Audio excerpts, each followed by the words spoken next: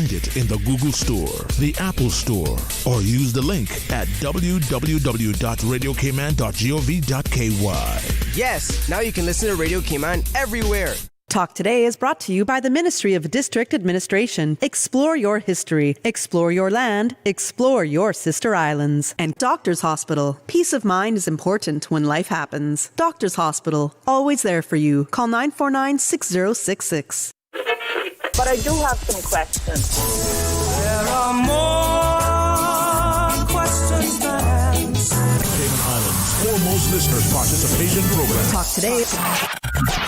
What's on your mind, Cayman? If you're ready to talk, we are ready to listen. Discussing current events and local news, community spotlights, hot topics, listener stories, cultural and historical discussions, environmental issues, fun and lighthearted topics, guest interviews. Cayman, basically anything you want to talk about, we are ready to listen. Here's your guest host, Charles Glidden. Coming up next, we hear about an evening of music, Spring Echoes. The Crisis Center kicks off International Women's Day, and we wrap the afternoon hearing about the Cayman Youth Choir's La Primavera performance. Talk Today's next. We have a full house, so stay with me. Talk Today is reminding you to avoid any statements or comments which are abusive, derogatory, malicious, or defamatory. Do not use indecent language or make any statement that is false or misleading. Call 1-800-534-8255, 949-6990, 949-8037, or WhatsApp us on 925-3261. And now, back to Talk Today. Good afternoon and welcome to Talk Today. I'm Charles Glidden, and I hope things are good for you today. Wherever you are, in Cayman, the U.S., the U.K., thank you for making me a part of your afternoon, your evening, maybe even your morning, depending on where you are. The internet is great, isn't it? Well, you know, we have talked quite a bit on Talk Today about the worsening situation in Cuba and the prospect of a mass migration from there because things are getting so unbearable. Well, 8 more Cuban migrants landed in the BRAC Monday evening in the Spot Bay Cove area. They've been detained as usual. And Minister Nicholas DaCosta, the Minister for District Administration and Home Affairs, he characterized Cayman's policy of handling the Cuban migrants, or as the term is these days, irregular migrants, as the policy as being lawful border control, a humanitarian duty of care, and the safeguarding of national security, which, well, that I think covers it pretty well, how you treat people who are traveling in desperation. I guess if they continue to come in small numbers, we can cope with it. You know, the situation won't get out of hand, but you know, of course, the fear is that you know, we're going to maybe see hundreds of people coming daily out of Cuba, as it was back in, what it was, night 4, was it? Yeah. You know, we kind of got almost overwhelmed back then, but of course the government has learnt from that and taken steps to prepare for it. But if you saw the picture of the raft that these folks came on, you know, they had inner tires, you know, to keep them floating. If you saw that picture, you know they were desperate. They were desperate to get out of there.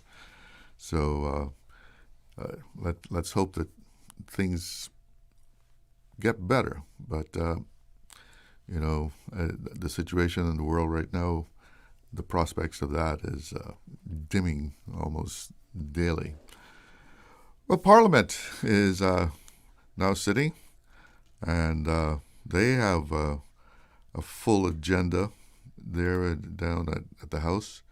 You know, they're going to be debating everything from a litter amendment bill up to, you know, highfalutin things like mutual funds and Health insurance. Let's hope we continue to make some progress on that front, right?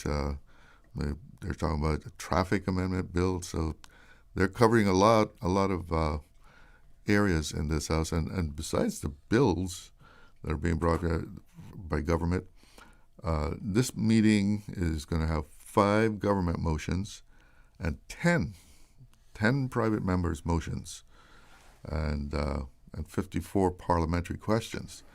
And among those private members' motion is one being brought by the Honourable Berlina McGaw Lumsted, that people under 16, young people under 16, would be restricted from access to social media. And we're going to take a little break right now, but when we come back, we're going to be hearing about an evening of music. Be right back. Accidents and illnesses can strike without warning. Ouch! When it comes to urgent care, every second counts. At Doctors Hospital, we have a dedicated team of experienced doctors and nursing staff available to you 24 hours a day, 7 days a week. Don't waste time in an overcrowded emergency room when you need urgent care. Whether it's a broken bone, a severe infection, or a sudden illness, trust in Doctors Hospital's unwavering dedication to providing the best immediate care. For complete urgent care when you need it the most, choose Doctors Hospital, located in Georgetown, 16 Middle Road.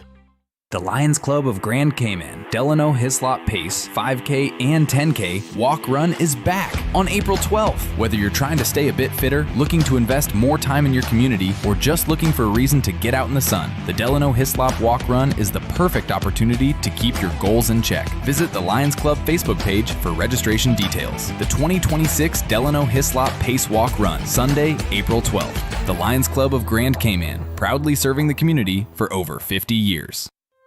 Looking for fresh, healthy food that's full of flavor?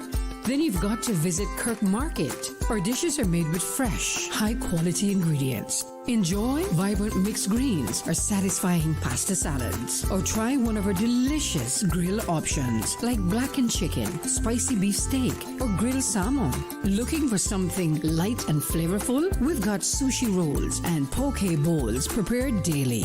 And don't forget to explore a hot bar or Billy Fresh salad at the salad bar. Stop by Kirk Market today for breakfast, lunch, or dinner and taste the difference. Eat well, live well with Kirk Market.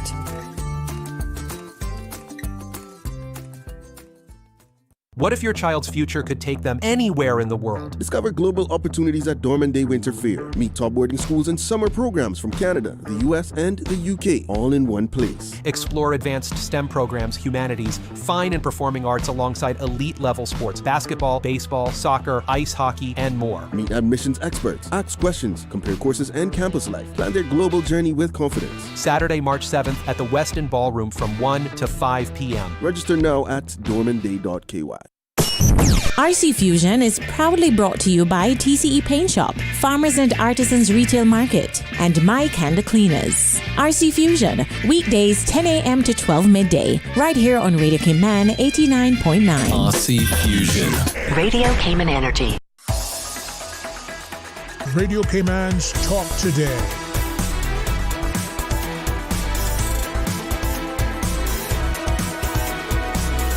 What is on your mind, Cayman? Welcome back. It's called An Evening of Music, and this year's concert is titled Echoes of Spring. Joining me in the studio now to tell us all about that are Aura Hollibon. She's the team leader at John Gray Memorial Church. We also have Bethany Mitchell. She's a young musician. Alice May Coe of the John Gray Memorial Church, along with Loxley Banks, also of the John Gray Memorial Church. And of course, Loxley, no stranger to talk today, right? Or Radio Cayman in general. Good afternoon, everybody. Good to have you here. Yes, thank you. Tell us about this year's concert. What's the vision behind that? Well, just to recap, we launched the Little Music Fund in 2022. And this year we will continue to support that fund through concerts. The one coming up on the 15th of March that is a very, very special one because it's the first one that we've had outside of the church. All the concerts we've had in the past have been in John Gray Memorial Church. And it's very significant, I think, for us. It reaches a broader spectrum of the community.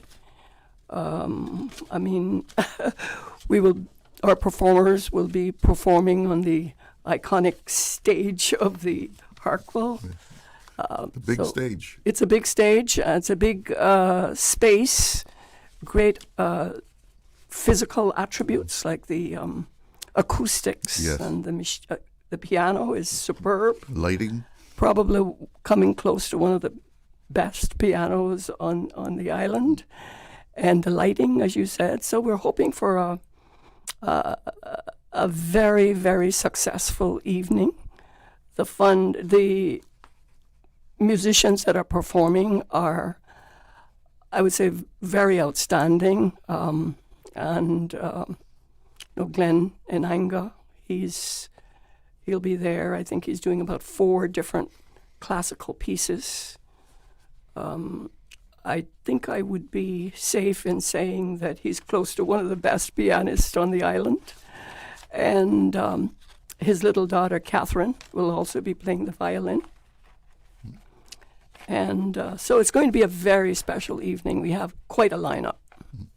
So I called it the Echoes of Spring, but it's actually Echoes of Spring Rhythms of the Heart. Yes, they're together. How did that title come about? What's behind that? What happened is we reach out. We were kind of inclusive in this when we select a theme. So we involved the team. There's 9 of us. Some of my mother's students. Some are just connected to the church through the music and so on. For all members, I think, of the church. So we reach out to them, but we also reach out to the minister because his message reflects the theme, or the theme reflects his message. And then we, of course, reach out to our musicians, those that are performing. So first we look at who will be performing and get their commitment, and then we ask those people plus the others to give us ideas of what a theme would look like. This year, we reached out and we got one suggestion was Spring is in the Air. Now the minister took that and started thinking about a theme around that, and he came up with Echoes of Spring. And one of our musicians selected Rhythms of the Heart. So together they flow quite well. And it's going to be interesting to see how our minister does and reflects on a biblical perspective on the theme. Of course, the music is going to reflect the theme as well. But I think it's going to be quite interesting. Let's get a little background on this evening of music, because it's been going on for how long now? 3 years. This is our 4th year. Yeah. Okay. How did it all get started, though? I don't know. Somebody else want to take that? I'll take it because it got started with a friend of mine, actually a distant relative, just asking if I'd ever considered putting in place something that could memorialize my mother's music career, because going back to the late 40s, actually the early 40s, actually it was before that, it was like 1939, I think, she started teaching piano in West Bay. And her last student, as well as far as our research shows, that I think the last student was in 1981. So someone asked, why don't I memorialize this? Mm-hmm. So the first thing I did was reached out to her students that I knew. And every student that I reached out to was 100% behind it, backed it. We formed the committee, and that was the origins of it. I think Alice May can confirm that. Yes. I was blessed to be one of her students. Unfortunately, my piano skills now are pretty close to zero, but it was a delight being there with Miss Lilla. Miss Lilla. And we had our various students all over the West Bay. I mean, we can even think of people like, didn't Mr. McKeever? McKeever was one of her students. Yeah, he was one of her key students because he was quite young. Yes. And he was brilliant, I think. Yes. She told me that immediately that he came in the old house and sat down by the piano, she knew he would be a good pianist. You know, he just absorbed everything. And he was a natural. He was a real natural. Yeah. She said that, and I think it's proven right. So you say your piano skills are almost zero now, but tell us about your experience as a student. And playing any musical instrument is like learning a language. If you do not use it, you tend to lose it. And I've not had any opportunity or many opportunities after having lessons with Miss Lilla to practice piano, etc. But did she open the door to music to many young people in West Bay? Whoever was interested in learning the piano, I don't know if I were ever turning anyone away. And we were there, we'd have our books and sit there. I remember one song, and I used to be able to play it. I come to the garden alone while the dew is still on the roses. That was one of the favorite ones that I played with her. And she was a patient, loving, delightful person to have as a teacher. She really made her mark throughout West Bay. I'm not sure that I would want to start naming out other students other than I could remember Mr. McKeever. But she really did a good job and instilled in many that love of music, and many have pursued it. So this concert is, in fact, a fundraiser for the fund that carries your mother's name. That's right. Yes.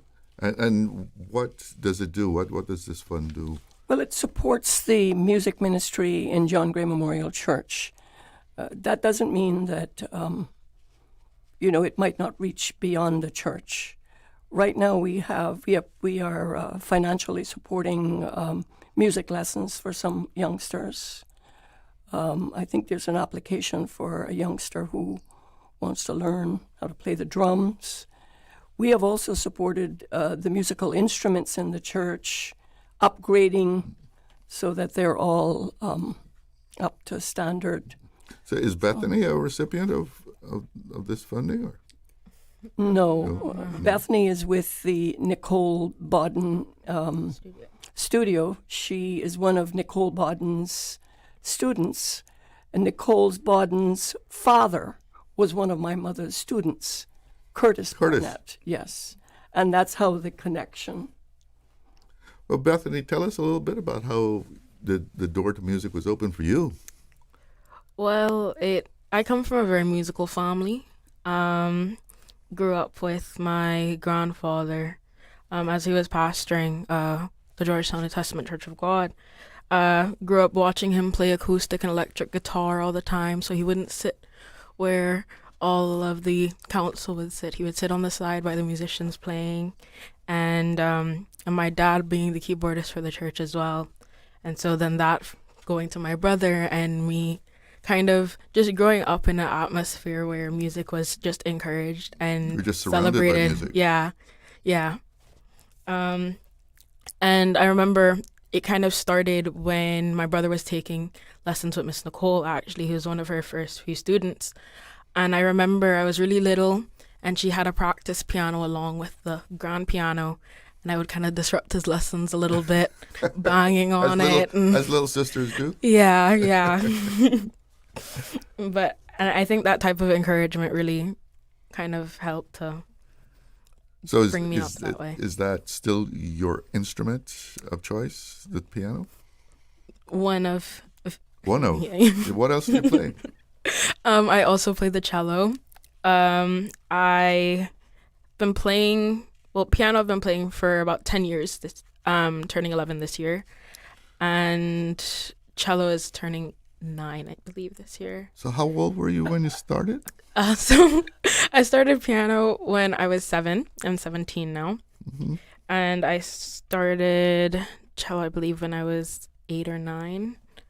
So yeah, and I do that with the Cayman Arts Festival and working with their Starlight Division.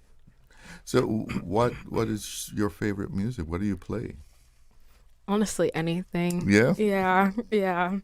Anything from classical to jazz to baroque to contemporary. I just love it all. Oh, yeah. It sounds like you're deep in there. And aren't you a recipient of some awards? Oh, yes. I had got a silver at NCFA this year for my piece. I usually get gold, so it was a little disappointing this year, but no bother. It was honestly such a pleasure to be able to perform and to kind of share my love for music with others. So what are you going to be doing at this concert? So linking with the theme, actually, Rhythms of the Heart, I will be playing just the two of us on the piano. Yes. That's one of my favorites. Yes, it's lovely. So you're just going to do one number? Yes, I will. Yeah. Okay. All right. I'm sure you'll wow the audience there. I hope so. Yeah. So when is the concert going to be? 15th of March at the Hartwell at 6 p.m. And how do people go about getting tickets and stuff? Well, they can call or WhatsApp 925-5531 or call the John Gray Memorial Church office 949-1378. 949-1378. And other than Bethany, who are some of the other performers? I mentioned Glidden. Right. Yes, he'll give us his showcasing his breathtaking virtuosity. And we have a professional cabaret singer, Karen Caffarelli. She's from Chicago, but she lives in Cayman. And she's been performing at many of the Cayman Arts concerts. And we have the powerful voice of Eric Nicholson. I think I would call it classical vocal. Sort of operatic kind of style. Fantastic voice. And we have the Cayman Male Choir from Emsley Church. They have, wonderful harmonizing voice. And we have Catherine Anga. She's on violin. That's Glenn's young daughter. And Ryan Knock and Bethany Mitchell, who's here with us today in the studio. They are from the Nicole Bodden studio. And we're very grateful that Nicole has been supporting the evening of music. It has really meant a lot to us.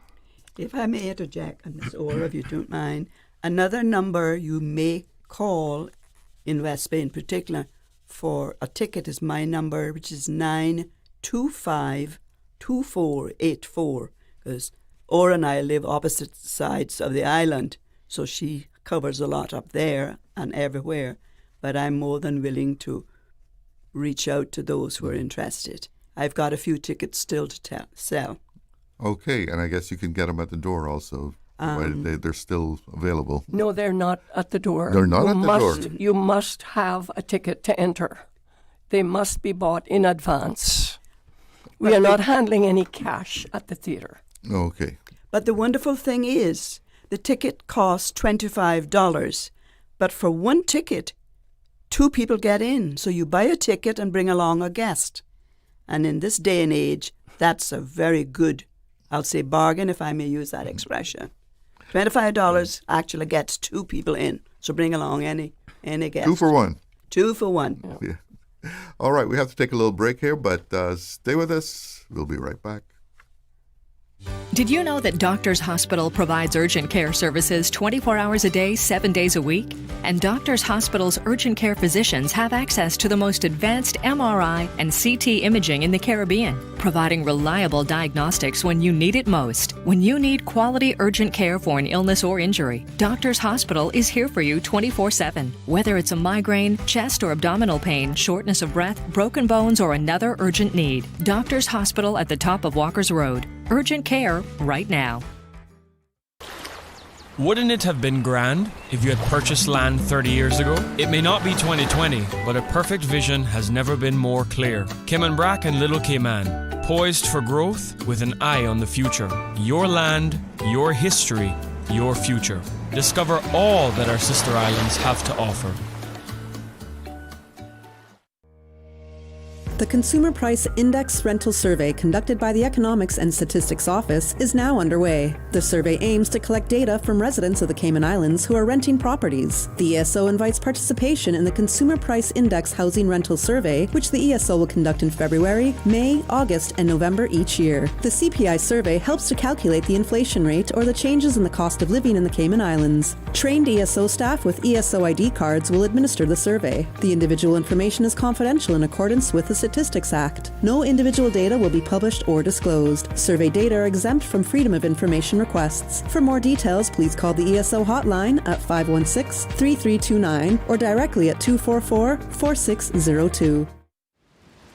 One of my favorite memories listening to Radio Cayman over in the Brac was during hurricane season, waiting for the updated storm coordinates to be able to track it on the map. So I would be either by the radio or by the map. Me or my dad, whoever was closest to the radio would shout out the coordinates and the other person would mark it down on the map, and then we'd both take a look and see where we predicted the storm to be moving and how quickly it would get to the Brac or how close it would come to the Brac. It's one of my favorite memories. Happy 50th anniversary, Radio Cayman.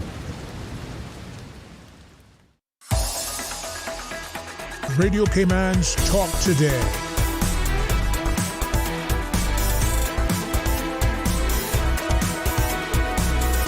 What is on your mind, Cayman?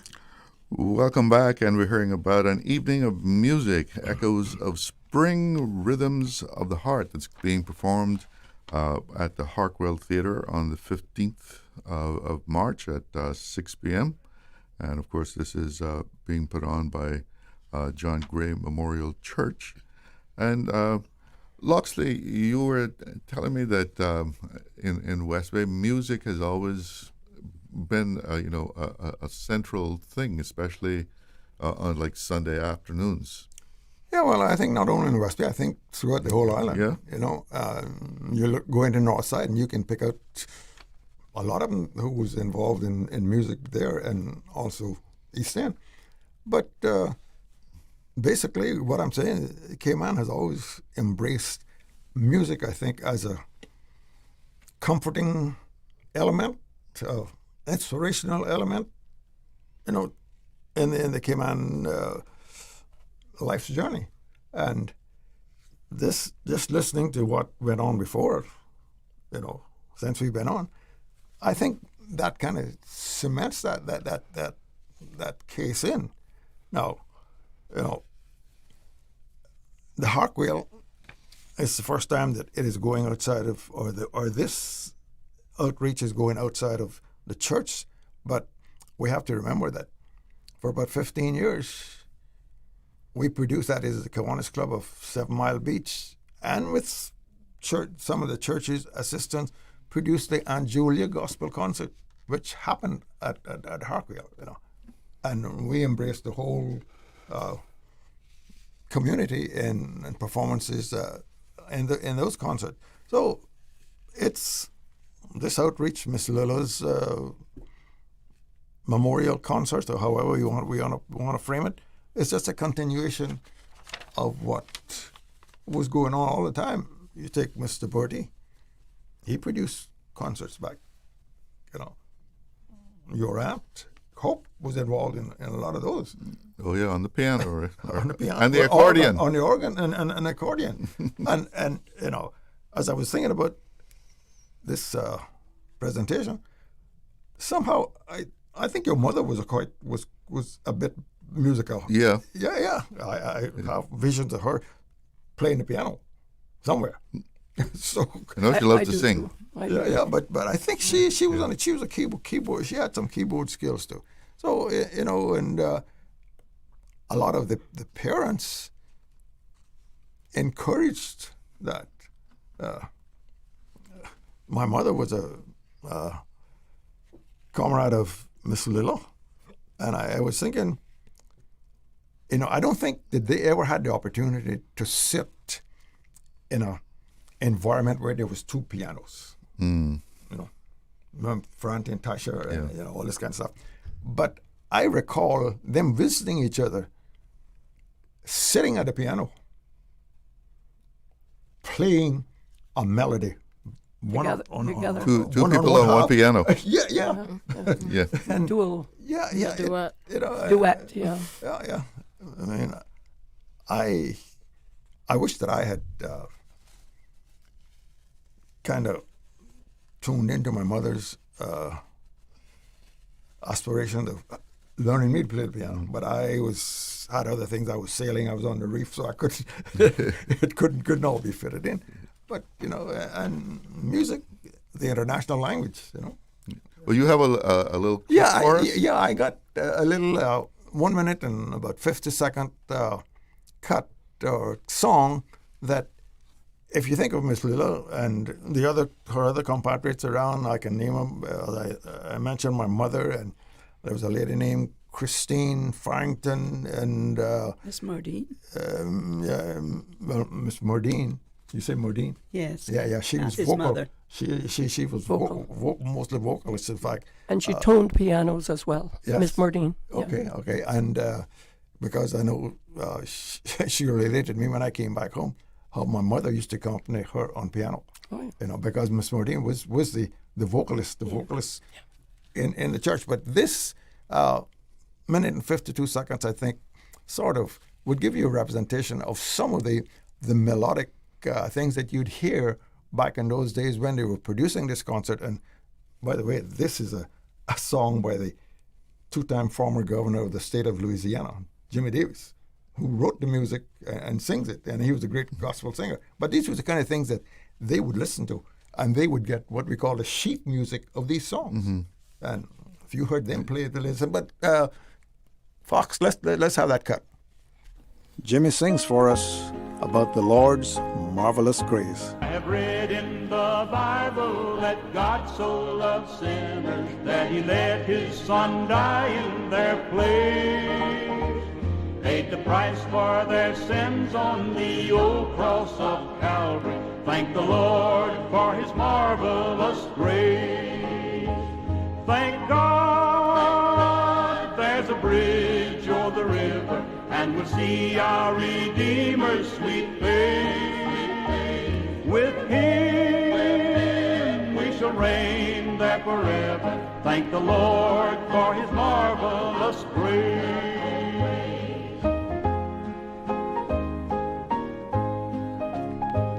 I have read how he said, let your heart not be troubled, for I go to prepare you a place. Streets of gold, gates of pearl, and its walls are of jasper. Thank the Lord for his marvelous grace. Thank God there's a bridge over the river, and we'll see our Redeemer's sweet face. With him we shall reign there forever. Thank the Lord for his marvelous grace. Thank God there's a bridge over the river, and we'll see our Redeemer's sweet face. With him we shall reign there forever. Thank the Lord for his marvelous grace. So that's the kind of music that people would get, the sheet music, that you would hear being played in homes, in church. That was the bulk of it. Yeah, I mean, like the young lady said, there were people who were playing boogie woogie Beethoven and all this kind of stuff. And there were some guys, Casely Wells. He could listen to a melody and go to the piano and just pick it out and pick it out. You know? Yeah. So, he was a great carpenter also. So, the level of talent that existed, within the whole Cayman Islands at the time. John Gray, the congregation and the minister there, you are about making an impact beyond the church walls and into the community. That's correct, yeah. Just tell us briefly about that effort. Well, these concerts, it's an opportunity for increasing outreach to the wider community, the islands as a whole. And maybe I should say at this time that after everyone has had an opportunity on Sunday the 15th of March to enjoy the incomparable Glenn Inanga, who's a renowned classical pianist. Oh, he's good. He is good, not just here in Cayman, but he's known elsewhere. And Miss Karen Caffarelli, she's beautiful. And the young people, Bethany and Ryan, and the male choir, and Arik, we all know him. After they've enjoyed listening to all of that, our wrap-up and finale will be led by Anika Jefferson. And that's an opportunity for the entire audience to participate. So we're looking forward to seeing what she's going to be presenting there that the audience can get involved in. I'm curious. We say the Cayman Male Choir. Is that the one that is constituted from the seafarers, the Cayman Male Voice Choir? Cayman Male Voice Choir, correct. Okay. I don't know whether you've heard any of their concerts. No, I haven't. Well, you missed it. I missed something. Yeah. I missed something. Wonderful harmonizing voice. And Brother Melino McCoy, he used to accompany them. And it was, in fact, they even had someone playing the saw. Okay. But anyway. But there will be a number of contemporary songs as well, because we're trying to reach a broader audience, as Alice may say, and it's not quite. You have a big venue. We have a big venue, and we have it's really referred to quite often as a John Gray Memorial Church variety music concert. So the public should look forward to Cayman Male Choir and the sacred songs, but also Arik doing some wonderful contemporary songs and so on. We have about 30 seconds left, so let's make sure people know how to get their tickets. Okay. It's at the John Gray Memorial Church office, 949-1378, or you can WhatsApp 925-5531. And I would also like to just, for a moment, just thank the Cayman Cultural Foundation for allowing us to have the concert in this iconic theater. They believe in local talent and community arts, and thank them for recognizing our church as a part of that wider community. Well, thank you all for coming in and sharing this information with our audience. And it sounds like it's going to be a wonderful evening. You all have a good show and a good afternoon. And stick right in there. 925-2484 is another number you can WhatsApp for tickets. Yeah. Thanks very much for your support. It's time to check in with the newsroom and see what's making headlines. Information, entertainment, inspiration. Covering Grand Cayman, Little Cayman, Cayman Brac. Since 1976 till now. Radio Cayman in the Cayman Islands. From Radio Cayman's newsroom, this is Headlines. Local, regional, international news. The Headline News is brought to you by Kirk Market and Health Services Authority. With your latest headlines, I'm Elizabeth Charles. A 52-year-old man has been formally charged in connection with Sunday's armed robbery on Mary Street. Police say he faces 1 count of robbery and 1 count of possessing an imitation firearm after his arrest on Monday. The charges follow reports that a masked man entered a convenience store, brandished a gun, demanded cash, and fled toward Shedden Road. No injuries were reported. He appears in court today, March 4th. The RCIPS is urging anyone with information to call the Georgetown Police Station at 949-4222 or the confidential tip line at 949-7777 or submit tips through Cayman Crime Stoppers via their website or app. In international news, U.S. Defense Secretary Pete Hegseth says a U.S. submarine has sunk an Iranian warship in the Indian Ocean with a torpedo, and the Pentagon has released footage of the strike. Around 180 people were thought to be on board the Iristina.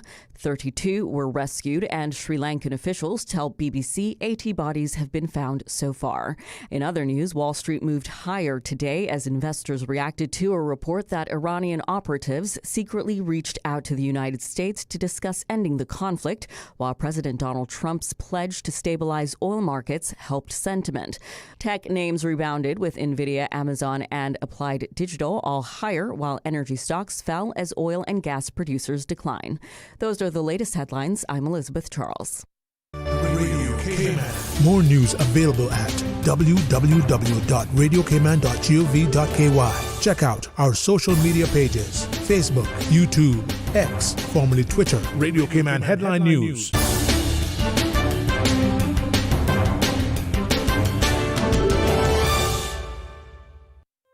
Looking for fresh, healthy food that's full of flavor? Then you've got to visit Kirk Market. Our dishes are made with fresh, high-quality ingredients. Enjoy vibrant mixed greens or satisfying pasta salads. Or try one of our delicious grill options like blackened chicken, spicy beef steak, or grilled salmon. Looking for something light and flavorful? We've got sushi rolls and poke bowls prepared daily. And don't forget to explore a hot bar or Billy Fresh salad at the salad bar. Stop by Kirk Market today for breakfast, lunch, or dinner and taste the difference. Eat well, live well with Kirk Market.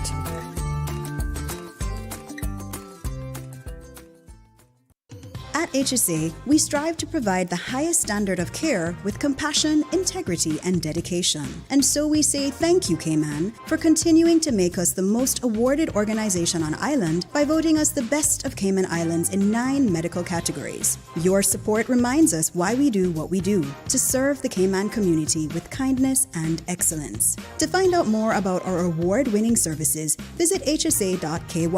At HSA, we are committed to caring for you. Radio Cayman is pleased to feature this special Sister Islands historical vignette brought to you by the Ministry of District Administration and Lands. Explore your history, explore your land, explore your Sister Islands. Avernale Zini Foster Scott, 1915 to 2001. Miss Zini was born on Cayman Brac to Captain Bertie and Huldah Foster, the eldest of 7 children. From a young age, she helped her parents rear her younger siblings. In 1933, she married Captain Clyde Scott. Together, Miss Zini and Captain Clyde, along with their 9 children, raised cattle and crops, exported coconuts and thatch rope, owned and operated a general store, gasoline pump, and soft drink bottling plant, and were pioneers in the heavy equipment business, having established Scott Development Company in 1964. Although she had only a primary education, her natural leadership, business acumen, integrity, honesty, and ambition made her one of Cayman Brac's most successful women. Miss Zina worked in her office and until her early 80s and continued to sign the company's checks until a few weeks before her death. She was recognized by the Cayman Islands Real Estate Brokers Association in 1995 and received the Distinguished Woman Award from the Minister of Women's Affairs in 1999. Shortly before her death, she was awarded the Certificate and Badge of Honor. Radio Cayman is pleased to feature this special Sister Islands historical vignette brought to you by the Ministry of District Administration and Lands. Explore your history, explore your land, explore your Sister Islands. By now, you should know that the use of tobacco and alcohol are determinants of ill health, meaning that they negatively influence health outcomes for users. Yet 13% of Cayman's population are current smokers, and 9.9% of the population drink daily. The STEPS 2023 National Health Survey gives us information on the prevalence of risk factors for non-communicable diseases. Your health matters. Let's step into Wellness Cayman. Learn more by logging on to gov.ky/steps.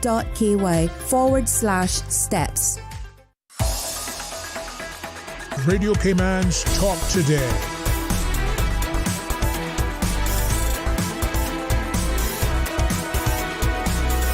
What is on your mind, Cayman?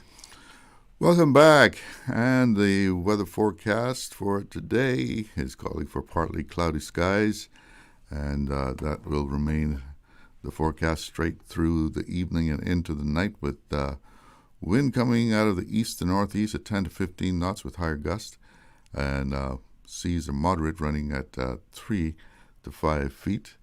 And taking a look at the radar here, pretty clear with a few blips out there at sea of rain, but doesn't look anything too serious. And the sister islands, about the same thing. Well, thought I had some guests for the next half hour, but I don't know, they seem to have evaporated. So would you like to be my guest?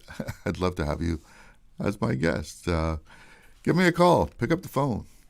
Let's chat. Express yourself. You can reach me on 1-800-534-8255. That's courtesy of Flo. You can also ring me at 949-8037 and 949-6990. And, of course, WhatsApp, 925-3261. So, let's see. What can we chat about here? I was telling you at the top of the show here, mentioned that Parliament is sitting, and of course Radio Cayman is going to be covering that. In the evening you can tune in, and we'll have a replay of all the day's debate at the House, and they have quite a bit of work to do during this sitting. There's a long list of bills and other business there. But we have a couple of calls, so let's go to the phones. Good afternoon. You're on the air. Good afternoon, Mr. Glidden. How are you? I'm fine. How are you doing? Okay. I felt so good after listening to those ladies and getting all excited about hearing about that upcoming program that I almost wasn't going to call because mine's a little negative, but however, I think it's worth discussing. But again, yeah, kudos to those wonderful ladies and everybody who has a part in planning that, and I'm particularly looking forward to hearing my boy, Eric Nicholson, that great tenor who I think can stand next to the greats, all the greats, and he would hold his own. So it all sounds wonderful. But what I really had in my mind before hearing all that, Charles, all of these new revenue-raising measures that the government were thinking of introducing, I do believe they've had an awakening moment, and they're going to have to revisit some. As a matter of fact, they've said that. But, just a few minutes ago, leaving Cayman National Bank, one of the guards there he's always there, a chap that I really, really have come to. Well, he's just so friendly and courteous. And he's from the Philippines, so he had his nice bike there, and I said to him, "Oh, you still have your bike? Have you managed to pay all the fees and everything?" And we got into a conversation that really made me think of how unfair our revenue raising measures. This particular session, and of course, it's happened before, it's always tax the people at the bottom. See how much you can squeeze from there. And it's ridiculous for our Minister of Finance to say that it will not have a knock-on effect. That is so ridiculous. Anyway, this one about charging and overcharging and triple charging foreigners for their driver's license and for these bikes. Now, for so many, these bikes offered an opportunity to get about because we do not have a good public transportation system. People would argue that we don't have a public transportation system at all. What we have are some private operators offering a service to the public. Mm-hmm. We don't have a good bus system. I mean, I've lived in places where if you're waiting for the 8:10 bus, that bus is going to be there at 8:10. Yeah. Yeah, and if you miss that one, the next one is at 8:20 or whatever the posted schedule is, because And right dependable. there at the bus, And dependable. dependable, right there at the bus sign, it is printed out, the schedule. You know which one is coming next. I had a laugh once when I was up in the Newcastle area, and another Caymanian woman was living nearby. And one day we were out waiting for the bus. No, sorry. We were leaving to catch the bus. And just as we got in sight of the main street where the bus would be, there goes our bus. No, she was just pulling out from the stop. My friend starts running behind and waving and got all upset. But I know he saw me. I said, my friend, that's exactly why they can be on time. You don't run and stop them and get them off schedule. It don't work like that. That is why they can maintain their schedule. Anyway, that's an aspect. But getting back to this thing about taxation at the bottom rung of the ladder, which includes, to a certain extent, you, me, on certain things, and then our imported workers. And I must stress that when I say that, it's not necessarily that I'm pro-imported workers. What I am is a realist. We have over 30,000 work permits, and they say we have about 2,400 unemployed Caymanians. So, percentage-wise, that's when you take that and look at the wider world and what is accepted as, a pretty good unemployment rate, that comes in the good category. Actually, what was it, 2.4? I think it said. Yeah, it's not a bad rate at all. It's not. It's favorable. I mean, if you put it now against the number of Caymanians, then it gets skewed. It comes up with a whole different number. But we can't even tackle that today, because whose problem is it that we don't have enough Caymanians? Our people obviously stopped producing people. So who do we blame that on? But regardless, this is not the blame game. This is a reality show I'm talking about right now. So I know the powers that be, including the Honorable Michael Miles, knows that if every Caymanian was put to work today, we would still have a shortfall of 28,000 jobs. So there's no way around it. We must import workers. There's no, how else do we continue in this service? We say we're a service economy. We give this great service in all these many areas. How do we staff it? And I have my own ideas about the 2,000 odd that they say of Caymanians are unemployed. There's a great number of them that are not employable, and we have to admit that. Yeah, we can't have to face that fact.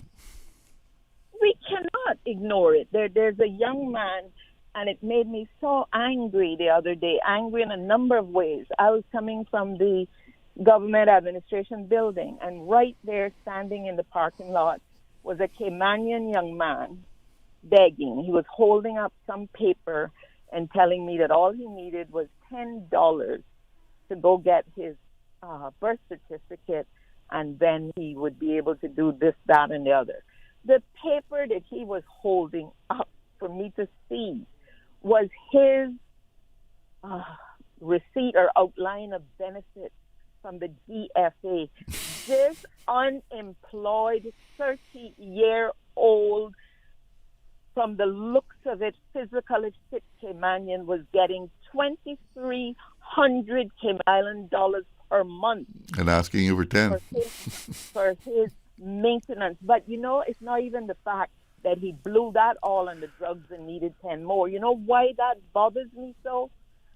Seafarers, our men who risk their lives to help build this country, get a stipend of $1,500 a month. $1,500 a month, but we have people living on the government tab. Young people, for the most part. The people I'm talking about are young people who are physically fit.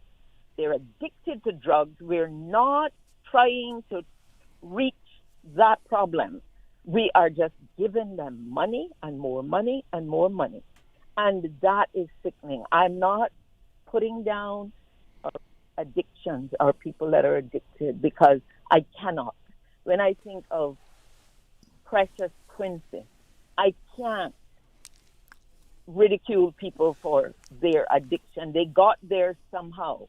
But as a country, it is much more sensible for us to try to tackle the problem instead of throwing money at it.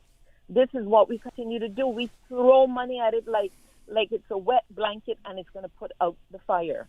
And that has not worked. And Charles, I'm going over my time, and I'm still not at the point I really wanted to make. And I have two other callers waiting. Yeah, well, tell them wait one little bit. This is like Lord Graham. They give him any amount of time he wants. The point that I really want to make, there is an untapped market for government revenue, and I have suggested it to every single government, including the one that's in now. We must get more money out of luxury property owners. We have people here who own upwards in the billions of dollars in property, and apart from paying the one-time stamp duty on their undeveloped land of 7.5, government never collects another cent except, of course, the planning fees. But the property must be assessed, and a fee. We won't call it the T word. You know, your friend that loves to talk about the T word. That bad word. Totally agree. No, but I agree with that person. But since we can't use the T word, let's use an F word. Fees, dues, anything. But we must collect more than that 7.5 transfer one time. We need a 3 to 5% annual fee on properties over US dollars 3 million. It would capture a few Caymanians in that net, but for the most part, it will eliminate the ordinary Caymanian, the person like me, you, and our neighbors, right? Mm-hmm. And any Caymanian that is over the 3 million, well, the simple fact that they're there means they can pay their annual fee too. And I thank you very much for indulging me. Bye. Well, thank you for the call. Have a good afternoon. And we have a couple more people there, so let's take another call. Good afternoon. You're on the air. Good afternoon, Mr. Charlo. Good afternoon. How are you? Thankful. Mr. Charlo, I just want to say a couple things. And giving thanks to the many good Caymanians. They treated me well, and the many good, very good foreign people. They treated me well. I felt like brothers and sisters. I felt like a brother to a lot of them. strangers, and they have very good conversations with you, like a family. You know, it's to me, it was great experiences. People from so many different countries, and like I said, very good Caymanians. And I would like to see more unity between a lot of the people, but I don't want to talk too much about that. But and I like to hear about the good old world leaders. You know, I like to hear about royalty and all those good people. You know what I mean, Mr. Tyler? All right. Well, thank you so much for your thoughts, and I'm sure the people that you thanked are appreciative of you being thankful that they treated you good. Yeah, I really appreciate that. Yeah. All right. Well, you take care. Yes, sir. Yes, sir. Have a good afternoon. Okay, you too, sir. We have another caller. Good afternoon. You're on the air. Good afternoon, Mr. Glidden. How are you again? I'm fine. How are you? Oh, hanging in there. I just calling in today to wish Mr. Denniston Tibbetts speedy recovery. He is the president of the Seamen's Association, and I'm just putting out there that he was up at the health city, and I'm wishing him all well and a speedy recovery, sir. That's all. All right. Well, glad you're reaching out and, taking care of and thinking of other people. So, tell me something. Are you still there? Yes, sir. I know you were on the other day when we were talking about the hospital and HSS survey. You going to take part in that? No, sir. The hospital is okay, sir. It's the system. It's the phone system. I don't have a problem with the hospital, sir. But you see, I get it's good not service when I go there. Well, they want to know that. I'm taken care of very well when I go there. But the survey, and that's what people have to understand. The survey is not just about saying what's wrong. They also want to hear what you have to say about what is right. So your comments are wanted. You say you get good service. They want to know that you are thinking that. Yeah, well, I guess they know that already. But anyhow, yeah, I'll look into it, sir. I will look into it, because I get real good service. I don't have a problem. It is just the phone line to the different departments. That's all. Yeah, well, someone did. I don't know if you were listening, but someone did tell them that they got a communication problem. Yes, sir. Yes, sir. Thank you very much, sir. Well, you have a good afternoon. You hear? Thank you, sir. Thank you. Take care. Yeah, that's something that's important for people to respond to, the HSA survey that is now being offered. What's it? I think for the next 2 weeks. And they want to hear from the public about their experience in the getting service from HSA, whether it's at the hospital or the district clinics. And you can get, hard copy of the survey at all the district clinics. You can go in, pick one up, fill it out, and then bring it back there. They have a drop box there for you to put it in. But they want to know where they need to improve, and they want to know what is going good. What do you think they do well, and what they do bad? It's just not a thing to complain, but also to inform them this works. This is good for the patients. We have a caller on the line. Good afternoon. You're on the air. Mr. Tallow. Yeah. Why I like how your friend Craig, how he says that word, you know. That baritone voice? Yeah, man. So what's on your mind today?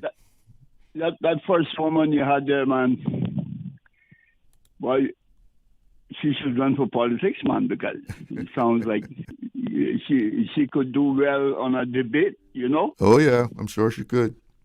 Yeah, because I really love to hear the woman them debate, you know. Yeah.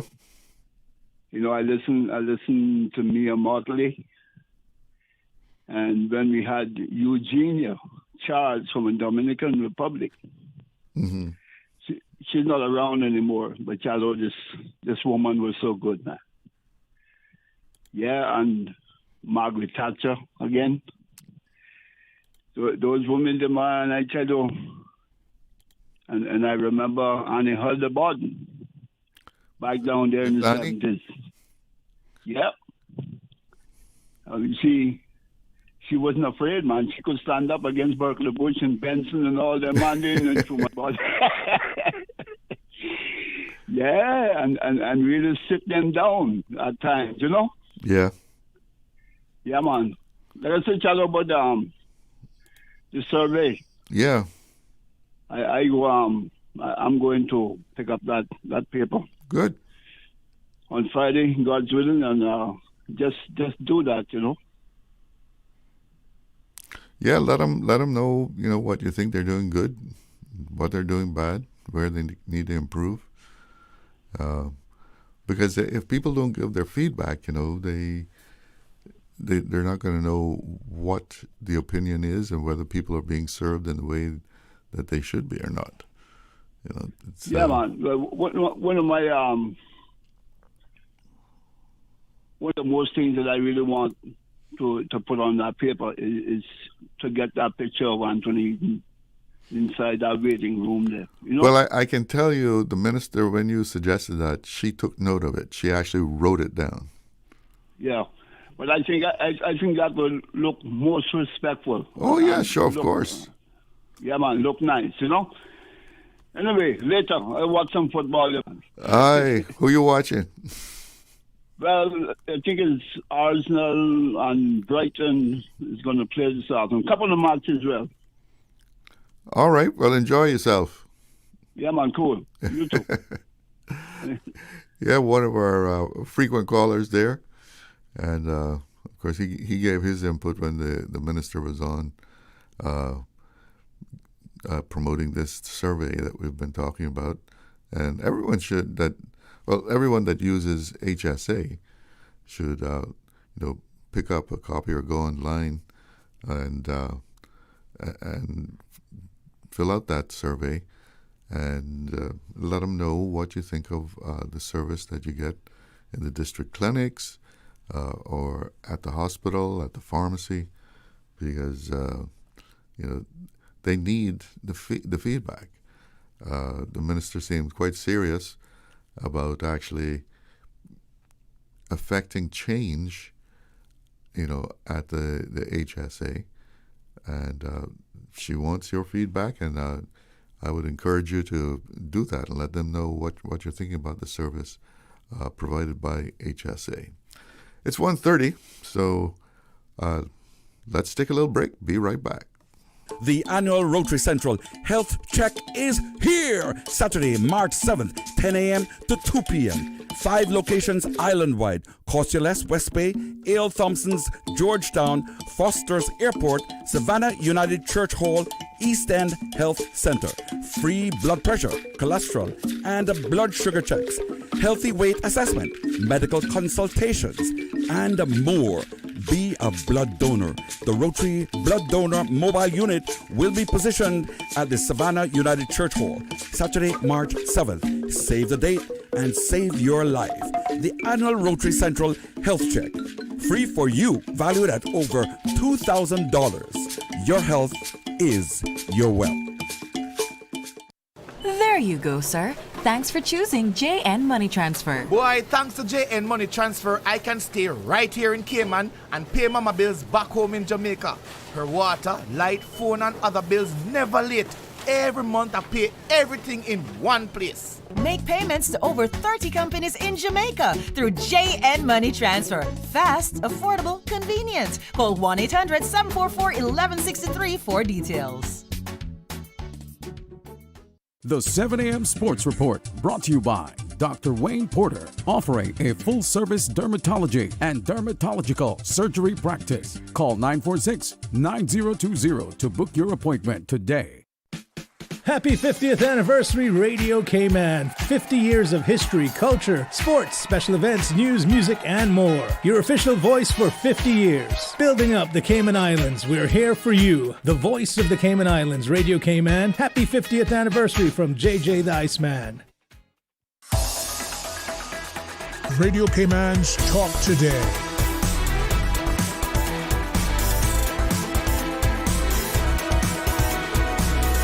What is on your mind, Cayman? Welcome back, and let's go straight to the phone lines. Good afternoon. You're on the air. Good afternoon. Hi. Hi. Yeah, Mr. Glidden, I am not here to throw any stones. As years has passed by with a lot of old re-elected government, and new ones has came in, some is gone, old and new. And as our population continues to grow, and we are always complaining as Caymanians that, you know, they bring the culture here, they're doing this, they're doing that, and we are not pleased. And as soon if some part of the government decide they're going to try to change something to try to make it better for us Caymanians, because we are complaining so much, or we're talking about it so much, and saying it past, present, and probably future, ain't doing anything to protect the people of the Cayman Islands. So I am just saying, we will need people to come to this island to work, but some of the little frivolous jobs that someone comes here on a work permit to do, the people of these islands call themselves Caymanians, they need to swallow their own spit and say, you know what, this is the honest dollar. I can do this. It's my country. Let me do something in my country. Don't care how small or low-lying the job may be, because we got people who's coming here doing these low-lying jobs that we saying that the Caymanian doesn't want to do. So I'm saying all of that to say this. When the government tries to do things to make things better for us, we, as the Caymanians, come in and call ourselves protecting the expats, the work permit holders that is here working to make an honest dollar and taking the job out of a Caymanian hand to a degree. I said to a degree, okay? So when will any government get anything passed if we, the few Caymanians, keep jumping up and complaining what we are doing to make Cayman better for us, because we got to put restrictions about time on certain things in this island to try to please our few Caymanians we got left. The government is doing it wrong. If the government is doing everything so wrong when it comes to protecting us and eliminating this and increasing that, what the heck do we really want? What do we want? And then when we come out here and show the foreigners how we are going to fight for them, when we already complain about them for years on the street, the domino table, the dining room table, on the radio. Now, they're going to feel the power that, these Caymanians got to take up for us. So when will we ever get anything in order in this little small baby community? When the rest of the world say that they're going to make a law, and in bats is either you abide by them, if you not to go back where you come from, Cayman cannot continue to run the way it is running. We got too many work permits, and we will always have work permits in this island. We're roughly up there in the 90,000 of people on this island. The roads is crazy, road rage, all kind of stuff is going on these roads. And the poor old police officers can't keep up because they don't have enough officers to do the job on the street. Now they say that they can't hire any Caymanians because the Caymanians is not some doesn't want to be no officer, and some don't have the education to be a police officer. Well, if we don't have Caymanians that are standard with education, like I said before, open a police academy school, Caymanians into the schools to make them learn what to do to protect and to run our island. Did you see? You understand? Did you see where the police are now offering a scholarship for Caymanians to go and study, law enforcement? I haven't seen it. If that is what's going to take place, that is great. Now, how many people are going to pick up on that now that we're going to say that they are born Caymanian? We're going to probably have a shock of our lives, but it is what it is because they probably got Cayman papers through family member or marriage or however they got it. Because then you just got to get a piece of paper and saying you're Caymanian and you got all kind of power. And I think that these passports that we go to these resident people and so forth, they should not be getting a passport. They should be getting like a green card. Well, because then a passport. See what happened to the gentleman? They've always said a Cayman passport is just a travel document. It doesn't really, say that you're a status unless you got that stamp in there. Yes, I hear you, but people is believing, I got a Cayman passport. I'm a Caymanian. I got it right. I can do this, and I can do that, and I can say this, and I can say that. That's the mentality that this small baby island has. The mentality is what is destroying this little island we call the Cayman Island that everybody wants to be in. So all I'm saying this afternoon, the government may have some glitches in what they're trying to put together to make it a better place for us, the few Caymanians that's left. You understand? So give them the benefit of the doubt. Let them do what they have to do, and when they have an error in it down, let them be the one to go and correct it, because we got to keep running our mouth. They will never, ever get anything. Let them learn. But when, so let them go back to the drawing board and say, you know what, we did this wrong. We got to fix it this way. That's what I'm talking about life fixing. When you say that the few Caymanians that are left, right? Mr. Glidden, it sounds like you're saying that there's less every day. There's less Caymanians. Yeah, there's less and less. Well, I don't think there's less Caymanians. It's just that we have so many more people coming from abroad.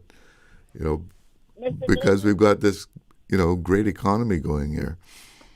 Yeah, we got a great economy going, yes. But Mr. Glidden, if we ever sit down and realize the percentage of Caymanians, born Caymanians we got left in this island, we will not even believe it. And believe me, our Caymanians, born Caymanians, they are limits. They are limits. And that's why everybody's saying that, the Caymanians doesn't want this job and the Caymanians don't want to work for this little bit of money. We are putting our own mouth on our own people. We need to feed positiveness, and our people don't care how old they are, don't care how young they are, and don't care who they belong to, what bush they come out of and grow up to become a decent citizen of the island.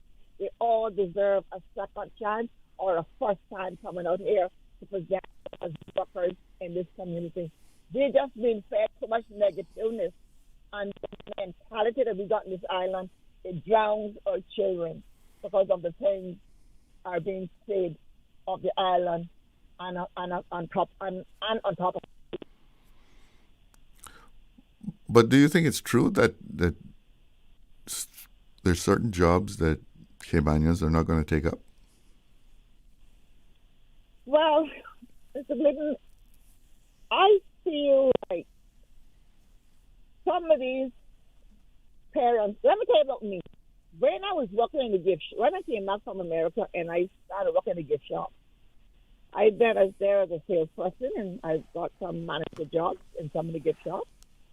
But when I was in those gift shops and saw how it run and the salary was, I ran home and I told my two children, I said, let me tell you all something. You better continue going to school, get you all a good education, because there ain't no t-shirt shop that you all going to work in. But your mama did them for years. You better get that education and get yourself a decent startup job. And I say that to say this. Things has changed. My son is 40-odd years old, and my daughter's 30-odd years old. Things has changed since then. Drastically. The parents is who is who of their children. Because if the parents got light, the children got light. If the parents got food, the children got food. And they bring the girlfriend home, they bring a brand new baby home, or they bring the boyfriend home. Sometimes some mothers put up with it, some don't. Well, let me tell you something, Mr. Charles. I was not one to put up with it. You went up there, you made your bed hard enough, and you're going to live in it. If you fall, I can help you, but you're not coming here to stay permanently. Oh, no. You see, that advice that you gave your children is what every parent should be telling their children. You got to get the education. You have to be prepared to take the opportunity when it presents itself. You know, what my son told me? If you don't have the education, you're not going to be able to take advantage of it. Exactly. My son told me one time when he was still in school, he said, "Mom, what's the purpose of education if you can't get a job?" I said, "Listen to me. You may not get a job right away, but at least you got the education. And when you get the job, you have the education." My two children got very good jobs today. I'm not bragging. I am not boasting, and I'm not bragging. They can sustain themselves. But you instilled. If the cost of living continue to go up, they may not be able to sustain themselves. You instilled in them the importance of education. I told them, I said, listen, you already go work in a t-shirt shop like your mama. I had a couple of manager positions in some of the stores that I worked in. I'm not ashamed of them. I learned a lot, and it showed me how to learn about customer service, how to treat people. And when people come and want to rise up against you, you have to be bigger than them and bite your lip and give them the customer service that they need. And when they're gone, you curse them when they walk out that door. After they're gone, right? After they're gone, you vent. Yeah, after they're gone, then you pop your mouth off. Let them go first. But, Mr. Glidden, I think that parents need to take some more heed into their children. Like I called you that day about the garbage, at the schools and so forth. Parents will take their child and sit down one weekend and tell them, school is tomorrow. Today's Sunday. School is tomorrow. You make sure when you go to school tomorrow, you clean up behind yourself, find a garbage bin, and put the garbage in. I just had a couple of the cruise ships. They gave me some stories a while ago, but I'm not going to go into that now about garbage elsewhere that they have been. I'm not going to talk about that now. But we have to instill into our children, and why we, the people of this island, is not instilling into the children. I don't know if it could never be that they're so busy trying to make an honest dollar that they just forget to teach their children responsibility and stop having all this attitude. Our children is full of attitude, and they think that is smart and cool and nice. Like I tell them, it's not. Attitude don't get you nowhere. It's a Glidden. Unless you got the right attitude. You got to have the right attitude to come out here and work. You got to have the right attitude and stop getting pissed off every time that you can't have your way at the register or at the desk of the computer. You have to learn to listen and obey and do what is right. Everybody makes a mistake. Nobody is perfect. No one. And some people is got so much pride, they want to ask and help. They rather sit there all day and don't do nothing. And at the end of the day, at the end of the weekend, and never produce anything on the job. The boss asked what happened. Well, I didn't see, but they needed some help. They were afraid to ask for help because Cayman is still timid. Cayman people is still timid, and the mentality that we got here, oh my God. That's why the people can come here and go and drive number 1 truck and number 2 truck and everything else. People coming from all over Nepal, off rooms. Listen to me, years ago, Mr. Glidden, when you work in a store, it was your responsibility to make sure that our store was in order before you leave that evening. Mm-hmm. And when you come on next morning, you just do your sales and you clean up your store at the end of the day. And when you come back, your store's in order and ready for this. No, you got people who's coming and cleaning for you. Better. Come on, man. Cayman is getting really too far. We got helpers that walk in the road all hours of the morning, all hours of the evening to go to somebody's house, pick them up and bring them in and take them back or to get a bus to get back home and be back in again by 6 in the morning, 5:30 in the morning. Our helpers are not being treated fairly on the island. They are under a lot of stress.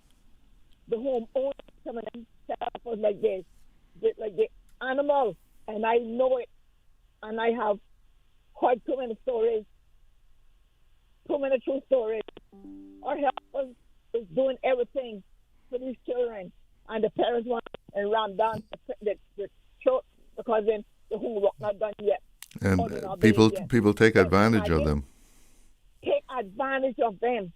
Got them walking dogs, got them cleaning cars. Man, come on, man. I know there's people who come here to work on work permit, domestic. They come here to better themselves, to put their kids into school, into college. But don't abuse them.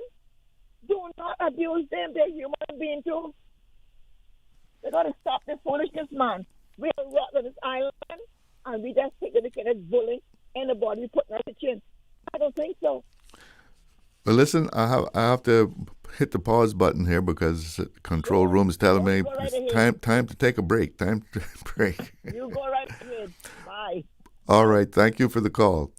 Yes, got to take a little break here, make a few pennies for the coffers of the CI government. Be right back.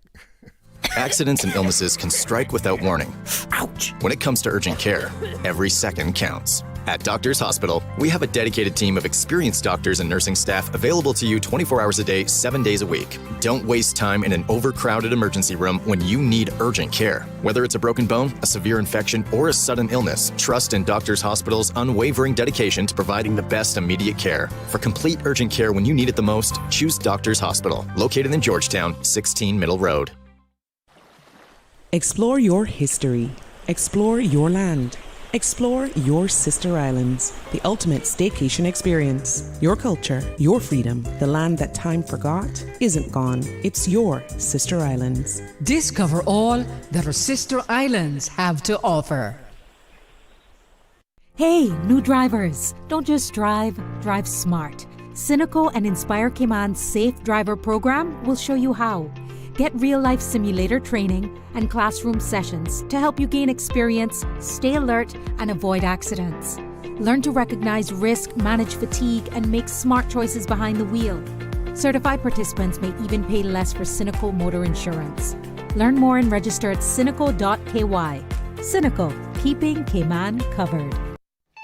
Hi, this is Michael Webster, longtime supporter and sponsor of Radio Cayman.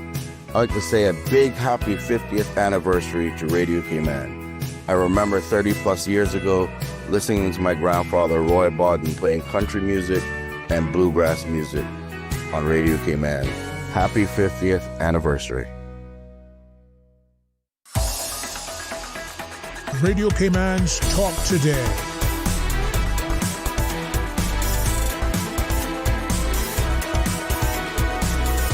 What is on your mind, K-Man? Welcome back. We got about 9 minutes running up to 2 o'clock. And of course, you're welcome to join in the conversation here. We have open line. We can discuss just about anything. Got a couple of WhatsApp messages here. Let's check them out. Mr. Glidden, just look what is happening with Cuba. And before we all give thanks, we are complaining. We should all be calling each other and saying, let's all pray and pray hard. Soon, everyone will know the time of day. Thank you, sir. All right, and let's see what this other one here is saying. If I can ever get this to open. I think we need a new phone. The smartphone is losing its intelligence. All right, there we go. Mr. Glidden, I recall the days when children would sweep the classroom and their desk. Yeah, that's true. Pick up paper around the compound, and I remember when it changed in schools and cleaners were brought in to pick up after them. Cleaners should just do the deep cleaning and refreshing. What about the homes where caregivers are doing everything for children and adults? We need to look at the home environment, etc. Yeah, I know, and some schools may still have that kind of policy, that at the end of the day, the students clean up the classroom, make sure there's no paper, trash paper lying around, or food wrappers lying on the floor, and they tidy up the place, and that is probably a good practice, I would think. You get children into that kind of training that you clean up after yourself. You found something all nice and tidy when you came in. Well, leave it that way. We have a caller on the line. Good afternoon. You're on the air. Good afternoon, Mr. Glidden. Hi.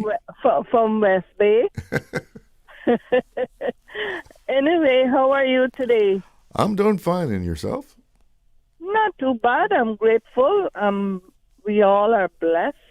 And like that, what's up said or whatever you were reading from just a little while ago about Cuba. Yes, we got to pray for those people, because I'm going to say what I think, and my opinion. The United States has a mad president that he soon gonna attack Cuba. Look how close we are. What kind of defense do we have? Well, and look how small our island is comparing it to Cuba. Mm-hmm. But I'm not going into that. I agree totally with your last caller. Parents are not, well, I don't know if you could call some people parents, but people that have children are not doing what they should do to these children, and then we expect them to do better when they get older. No, they have to be taught from childhood. I remember coming home, which is many, many years ago, and we had one, we used to call them kids at that time, one pair and two pairs of socks. We had to wash them out, and every weekend we had to scrub our kids and have them prepared for the next day, for the next week. And we had to do a little bit of housework, like washing dishes. There was no dishwasher. You had to lend a hand. Exactly. And in the meantime, you got your fingers clean too. So, but what I really call to say, our representatives, when they were doing their campaign meetings and stuff, they promised that they would have meetings and let us know what's going on. We have 4 down here. I've had yet to hear about a meeting. We voted for these people. We campaigned for these people, and now it's a different story. They don't have time for us now. It's going to be another election coming up. I ask the good Lord to spare my life, and who knows? It's my right to vote, but what am I voting for, and why? Yeah, it's your legal right to vote, but if it's no improvement, like promises and stuff like that, then why should anyone vote? But anyway, I thank you, Mr. Glidden, and I hope you have a good afternoon, and I hope somebody out there, some of our representatives out there, have someone listening, because just like you promised, every 4 months we're going to have a meeting. I'm waiting for that meeting. You're still waiting? Oh yes, and many like me are still waiting. Thank you very much, Mr. Glidden, and have a good afternoon. You have a good afternoon too, and thank you for the call. And just looking here, this is the foreign travel advice on Cuba from the UK government as far as the situation there as of today. Power outages and fuel shortages. Cuba is experiencing severe and worsening disruption to essential infrastructure. Persistent power outages across the country and fuel shortages. These conditions are significantly affecting the ability of visitors to access reliable transportation, medical care, communications, and basic services. Authorities have introduced fuel rationing, scaled back public services, and made temporary changes to healthcare, education, transportation, and tourism operations to conserve severely limited energy supplies. Cuban authorities have announced that all of its international airports are without aviation fuel. Some airlines, including all Canadian Airlines and LATAM, have suspended flights to and from Cuba, with others reviewing routes. This limits your options to leave the country. The situation has the potential to deteriorate quickly and without warning. Make sure you are ready to change your plans quickly if needed. If you are considering leaving Cuba, checking for messaging from your airline or tour operator for up-to-date information. Ensure your travel documents remain valid and confirm you have any required visas for onward travel. If you are currently in Cuba, carefully consider if your presence is essential. Take precautions by conserving fuel, water, food, and mobile phone charge, and be prepared for significant disruption. That's from the UK government. That's a travel advisory from the UK government. Sounds bad. It's 2:00. Let's check in with the newsroom. One radio station. Radio Cayman is the voice of the Cayman Islands. From Radio Cayman's newsroom, this is Headlines. The Headline News is brought to you by Kirk Market. With your latest headlines, I'm Elizabeth Charles. The Criminal Registry of the Law Courts released a statement today that Grand Court jurors in the 14th of January 2026 to 31st of March 2026 session have a new attendance date for jury selection. The Grand Court clerk says jurors who have not yet been selected must attend court on Monday, March 9th, 2026 at 9:45 a.m. For the latest updates, call the Jury Information Line at 244-3899, or of course you can email jury@judicial.ky. In international news, U.S. retailers are rethinking their plans as tariffs shift again and consumer spending stays cautious. President Donald Trump has raised the temporary levy on imports to 15% from 10% after the Supreme Court struck down earlier emergency duties. Chains from Best Buy to Target and Abercrombie & Fitch say they are navigating policy, quote, whiplash, treating price hikes as a last resort while they negotiate with suppliers and try to protect shoppers on a budget. In other international news, President Donald Trump has formally sent the U.S. Senate his pick of former Fed Governor Kevin Warsh to be the next chair of the U.S. Central Bank, starting a 4-year term that began February 1st. Warsh would take over from Jerome Powell after his leadership term ends May 15th, but the nomination faces a potentially contentious path, with a Senate Banking Committee hearing still to be scheduled and Republican Senator Tom Tillis vowing to block Fed nominees while a Justice Department probe into Powell remains open. Those are the latest headlines. I'm Elizabeth Charles.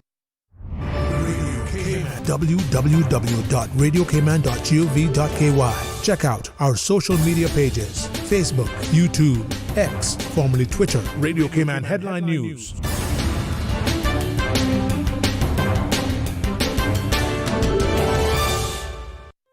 Looking for fresh, healthy food that's full of flavor? Then you've got to visit Kirk Market. Our dishes are made with fresh, high-quality ingredients. Enjoy vibrant mixed greens or satisfying pasta salads. Or try one of our delicious grill options like blackened chicken, spicy beef steak, or grilled salmon. Looking for something light and flavorful? We've got sushi rolls and poke bowls prepared daily. And don't forget to explore a hot bar or Billy Fresh salad at the salad bar. Stop by Kirk Market today for breakfast, lunch, or dinner and taste the difference. Eat well, live well with Kirk Market.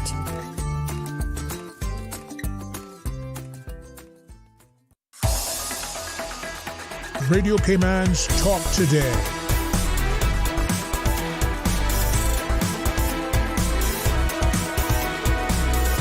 What is on your mind, Cayman? Welcome back, and let's take a look at the weather here. It's 83 degrees in Georgetown, feels like 91. Wind 14.5 knots out of the east-northeast. Forecast is calling for partly cloudy skies for the rest of the day and tonight, with east to northeast winds at 10 to 15 knots with higher gusts. And the seas, moderate. Wave heights at 3 to 5 feet. And the radar is showing a few showers down to the south of us, but on the 30-mile range, a few blips around us. Nothing too serious, though. And just so we'll let you know, Parliament has started, and Radio Cayman is covering that over on Breeze. And tonight, you can also hear it, a replay of today's proceedings in Parliament, beginning at 7 o'clock, is it? Yeah. It's at 7, tonight it's 7:30. You can catch the rebroadcast of the proceedings in Parliament. And we're into our last 25 minutes here, so if you want to get in on the talk, you can give me a call, 1-800-534-8255, courtesy of Flo, 949-8037, 949-6990, and WhatsApp 925-3261. We do have a caller. Let's go to the phones. Good afternoon. You're on the air. Good afternoon again, Mr. Charlo. Good afternoon. This is Mr. Brown. Yeah. What's Craig Brown. I got the same name as the gentleman who wrote the book about the Queen and England, Craig Brown. I don't know if you heard about him. You heard No, I about him? didn't. Is he a poet too? He's a writer and a satirist in England, I think it is. Yeah. England. But Mr. Charlo, I got quite a few reasons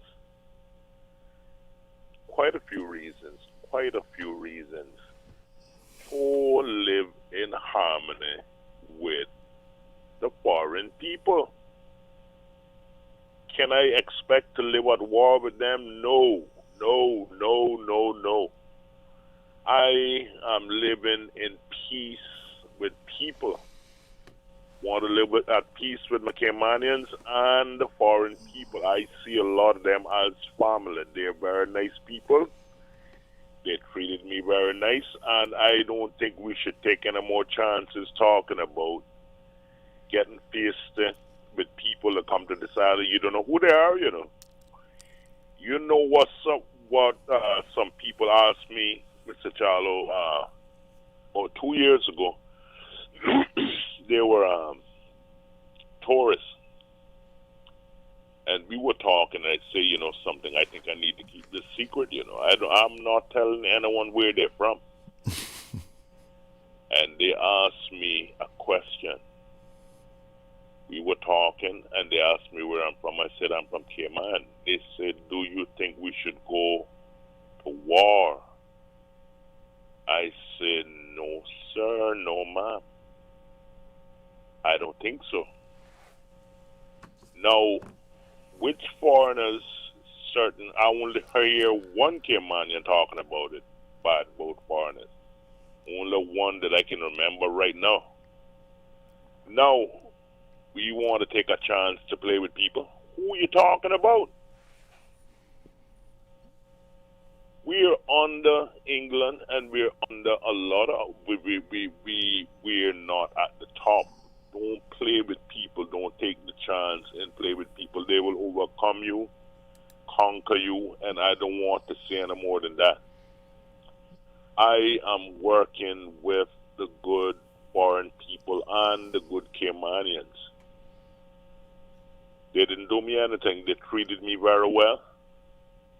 And I intend to speak for them as well. Let us try to live in harmony and unity and peace. Do not try to go out there looking problems with people. Taking that kind of chance is a serious thing, you know. We all got to get along, right? You got to get along with people. Who is it they're talking about? From where? And as far as I can remember back right now, I only hear one Caymanian talking about that. About this thing about foreigners. So it's no majority Caymanians talking this thing.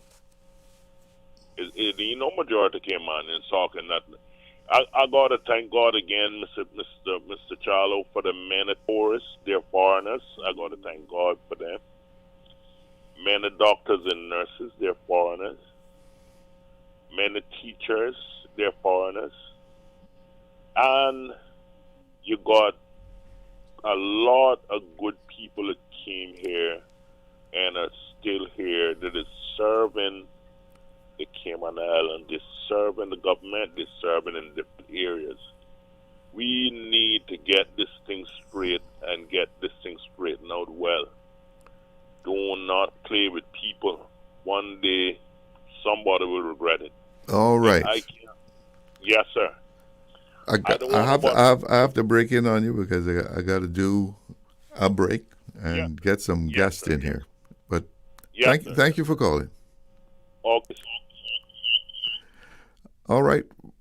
We'll be right back. Did you know that Doctors Hospital provides urgent care services 24 hours a day, 7 days a week? And Doctors Hospital's urgent care physicians have access to the most advanced MRI and CT imaging in the Caribbean, providing reliable diagnostics when you need it most. When you need quality urgent care for an illness or injury, Doctors Hospital is here for you 24/7. Whether it's a migraine, chest or abdominal pain, shortness of breath, broken bones, or another urgent need, Doctors Hospital at the top of Walker's Road. Urgent care right now. Freedom, Cayman Brack. Freedom, Little Cayman. Soft breezes, blue waters, no traffic. Unwind and rejuvenate your mind, body, and soul. Sister Island Staycations, a taste of freedom. Discover all that our sister islands have to offer. The offices of dermatologist Dr. Wayne Porter will be taking appointments from March 9 to 13 at his Crew Road Clinic. Appointment slots are limited. Whether you're seeking advanced skincare, Botox, filler, cosmetic enhancements, or simply looking to reduce wrinkles, Dr. Porter offers a full-service dermatology and dermatological surgery practice. For more information, email dr.porterkman@gmail.com or call 946-9020 to book your appointment today. That is 946-9020. Hey, new drivers, don't just drive, drive smart. Cynical and Inspire Cayman's Safe Driver program will show you how. Get real-life simulator training and classroom sessions to help you gain experience, stay alert, and avoid accidents. Learn to recognize risk, manage fatigue, and make smart choices behind the wheel. Certified participants may even pay less for Cynical motor insurance. Learn more and register at cynical.ky. Cynical, keeping Cayman covered. The 7:20 a.m. Weather Report, Monday through Friday, is brought to you by Credit Union, on the road to 50 years of serving our members. Visit creditunion.ky to join today. Radio Cayman's Talk Today.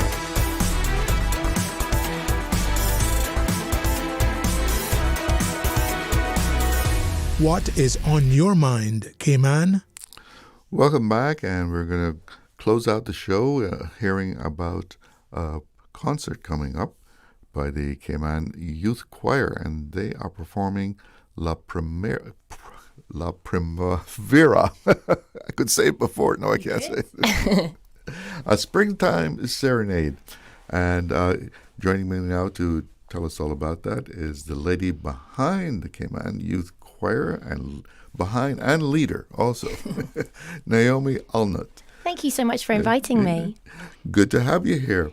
Now, tell us a little bit about the background of the Cayman Youth Choir. Yeah, Cayman Youth Choir is, I think, really unique here in Cayman that it's free to join. So there's absolutely no cost to join Cayman Youth Choir at all. And we proudly have, at the moment, about 125 members. And that's a big choir. Yeah, it's really big. It grew. When I first became the musical director in 2019, they were fantastic, and they had 12 members. And that's because they wanted to have that many members. It worked for them at that time. Mm-hmm. And I always had a vision to kind of make it big and dramatic. So we kept growing, and our age limits kept getting wider and wider. So we started off with just high schoolers, and now we go into further education as well. So we have young people up to the age of 20. And then we went into the primary schools, and now we have young singers as young as 3 who are with us.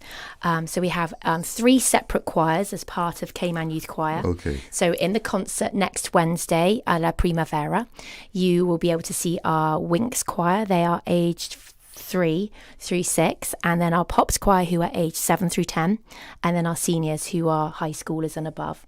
But yeah, and we are also really, really proud to be inclusive. So we have some special needs students in our choir as well. So yes, students can be in Cayman Youth Choir from any school on island. So we have students from the private sector, and we have students from government schools, and also homeschooled individuals as well. So it's a really nice way of bringing a lot of young people together in music, and what better way than in song. So it's a fantastic thing, and something I'm very, very proud to be part of. So it sounds like, the choir represents all demographics? It does. It really does. So as I said, we have students from nearly all government island schools, whether that be private schools or the government schools. So we have nearly every school represented, and we have nearly every district represented. So we're close to being kind of at 100% of all the schools and all the districts. So it's really great. What do you think it is that has drawn so many students into this? I mean, they're there because they want to be. Yeah, 100%. I think because it's so unifying, and I think the gift of music is such an amazing way of bringing people together, regardless of where they're from, regardless of their background, regardless of their challenges. Music is so uplifting, and it's just that soul enriching thing that it brings to all of us. All of us, when we sing, we feel like lifted, elevated. And I think that even if they've had a really bad day at school, maybe the older ones have had some really challenging classes, they come along, they sing, they feel bright. The younger ones will be doing a little dance, singing all together. It's just a fantastic way of bringing our wonderful young people together. And I think to have that opportunity for all of them, I think they really value that. Do they come to rehearsal and they forget about all the tribulations they've had that day? They do. And we love singing together, and we try to make it as joyful as possible. And when I say inclusive, I mean that we find joy in the singing. You know, it's not always about perfection. Certainly with the older ones, we try to seek perfection because we want them to be really good. But we see it as being a way of them training. So the younger ones, obviously, they're learning the skills of singing together and enjoying singing. And then as they get slightly older, we'll look at more technical aspects of it. But all the time we're laughing, and all the time we're dancing, and all the time we're smiling.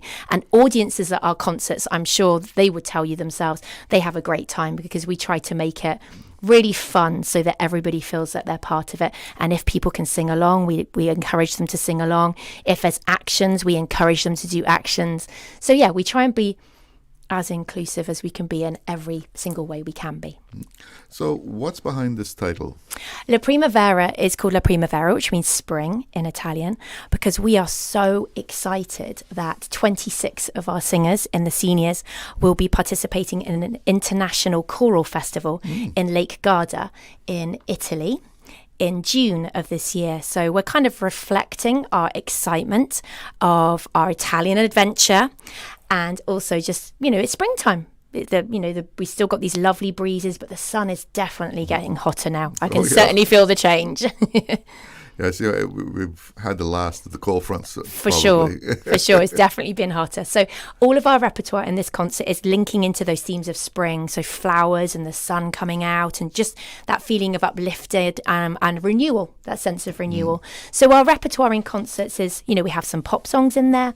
We have some traditional choral music in there. We have some Christian music in there. And we just kind of mix it up and have fun. So the kids, I feel like they really enjoy the range of music that we have. It's not just one thing. We don't like to put ourselves in a pigeonhole of one thing. We like to try different things out.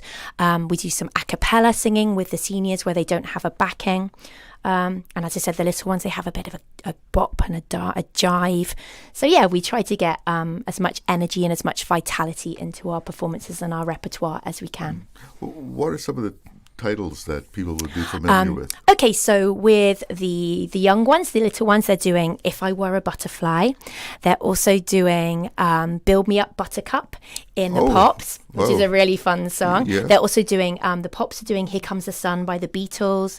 They're doing a song by Miley Cyrus. But they're also doing a beautiful song called Rainbow, which is about not letting challenges hold you back. So it's about, Don't let things hold you back at all. Don't let things hold you back.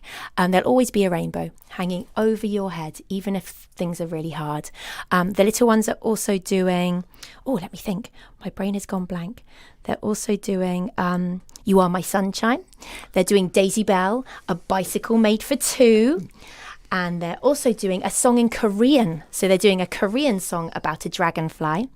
Our senior singers are doing a couple of songs from a musical called Spring Awakening, which are both faith-based. So we have a song called I Believe and a song called Mama Who Bore Me, featuring some soloists. Then we have a song called Shine by a group called Take That, which focuses on our male singers. So we're really proud of having a lot of very strong male boy voices in our choir. And then we're doing a jazz song called April in Paris that you may be familiar with in a cappella, which is absolutely beautiful. And then we're doing a Christian song called Let It Rain. And then to wind the concert up, we have Coldplay's All My Love, which is a lovely kind of, song about being together, which is what the choir is all about. And then What a Wonderful World by Louis Armstrong. Oh, wow. I know. Yes, so a yes. really nice range. You can see that we have a very lovely wide range. A very wide range.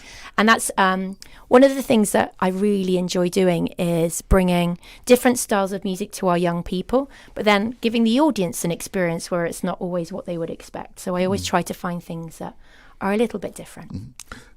This gives your students exposure that they wouldn't have otherwise? Yeah, 100%. Some of our older students certainly have, they're really flying at the moment. I'm a very proud teacher at John Gray High School. Very, very proud. And some of our John Gray singers who also have a very good choir, and they're all in Cayman Youth Choir as well, have been doing some amazing performances recently and kind of showcasing how great the young people here are. And I'm really proud to be involved in that as well. One of our young singers has just been accepted on a choral academy in California, where they have over 1,000 applicants, and he was one of only 75 to be accepted. And he's an exceptional young singer. Wow, that is fantastic. Yeah, but they all are. They're all absolutely amazing. I honestly, I'm so proud of every single one of our talented young singers. So yeah, it's it really elevates them, and I think that idea of being together and having a family.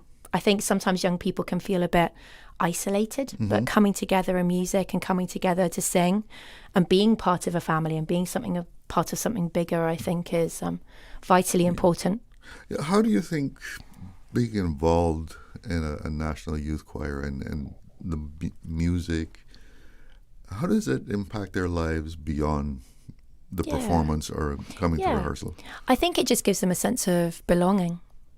I think for some young people, the world for young people today is strange. It's strange for all of us, but I think for young, putting it. Yeah, I was trying to be discreet with my words, but I think it can be quite strange and quite isolatory. So to have something that gives them a sense of belonging and something where they can just feel that sense of unity when you sing together in a choir, that feeling of the harmonies, particularly with the older ones. When they have something in 4-part harmony, because I'm very lucky that they have the skill to be able to do that. It's difficult to do that. When they sing in harmony and they feel the sound around them and you see the delight on their faces of that sound that they've created together, I think it gives them like a real sense of pride, a sense of belonging. But it's all of those skills as well, isn't it? It's the time management, it's the dedication, the commitment, the determination, how to hold themselves in performances. So it's all those kind of things as well. But I really think that the sense of belonging and the sense of being part of a family, I think is really, really vital. So when is this performance taking place? The performance is next Wednesday evening. So it's just one night? One night only, and we usually sell out, ladies and gentlemen, so please don't miss out. It's at John Gray High School in the Performance Hall. As I said, I'm a very proud John Gray High School teacher, and we're very fortunate that they do allow us to do our concerts there. It starts at 6 o'clock, so you don't have to get stuck in rush hour. You can finish work and you can come straight to our wonderful concert and see our wonderful singers. And tickets are, in advance are 2 tickets for 25 Cayman dollars, 2 tickets for $30 US. So it's a bargain. I can't think of any other organisation for young people on island where the tickets are so cheap. So a perfect opportunity for you to come to experience a Cayman Youth Choir concert, which I guarantee you'd have an amazing time at, and also a really fantastic way of supporting us at this time when we're trying to get funds for this exciting adventure that our wonderful young people are going on. Life-changing. They're going to be performing 4 different concerts in and around the Lake Garda area, and it's international, so there'll be choirs from around the world there. And also they'll get to go to Venice, and they'll get to go to Verona. So it's going to be an amazing cultural exchange. Is that a milestone for you to be performing there? Yeah, I think so. I'm not aware. I've been here 11 years, and I'm not aware of any other organisation for young performance which has taken students quite so far away. I have to say it's quite scary, but it's really exciting. It's really exciting. And they'll get 30 minutes to perform every day. And we're really excited about sharing Kamanian culture.